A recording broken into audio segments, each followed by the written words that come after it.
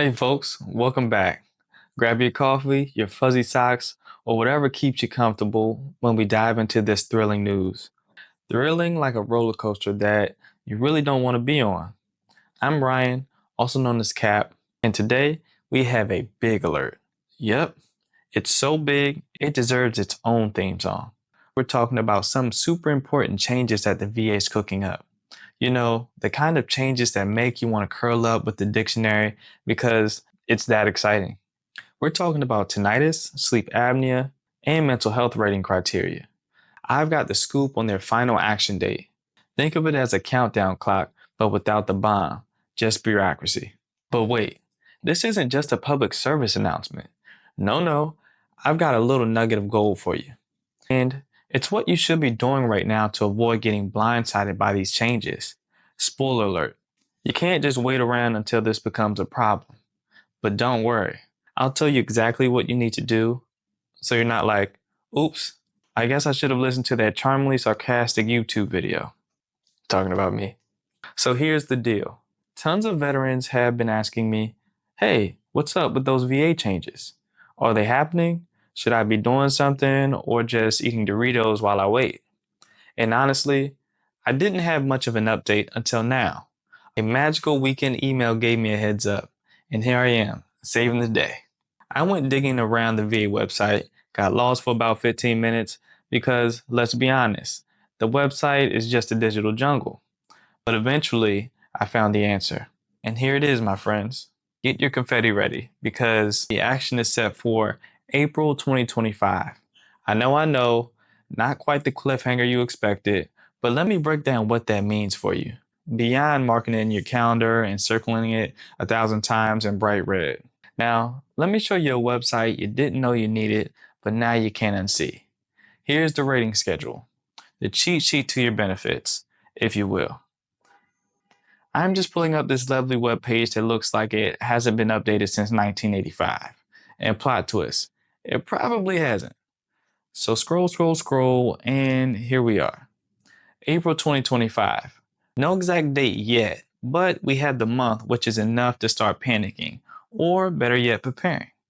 Okay, the first change on the docket. The VA is planning a new final rule on how they rate ear, nose, throat, and audiology and respiratory systems. And if you're scratching your head thinking, does that mean my tinnitus and sleep apnea claims are about to get caught up in some bureaucratic crossfire? The answer is, yeah, pretty much, but don't worry. We're going to armor you up. Second, we have mental health rating changes. Another biggie. They're taking their 0, 10, 30, 50, 70, and 100% ratings, shaking them up and sprinkling a bit of chaos on top. If you've got PTSD, MDD, or anything else that could fit under the umbrella of mental disorders, you'll want to know what's happening here. Because if there's anything veterans need, it's less clarity, right? Let's talk action, people. Say you're not service connected for tinnitus, sleep apnea, or a mental condition yet. Or maybe you tried and got denied. What should you be doing right now? The short version, get your claim filed before April 2025. If it's been more than a year since your denial, file an intent to file, or an ITF for the cool kids. And if it's less than a year, you're still in the sweet spot, so get on it. Why the urgency, you ask? Because you want that effective date before these changes kick in. You want to be grandfathered into the old system where things were just maybe a little less soul crushing. So get that paperwork in. If you've been on a fence, it's time to fall off that fence and onto a filing form.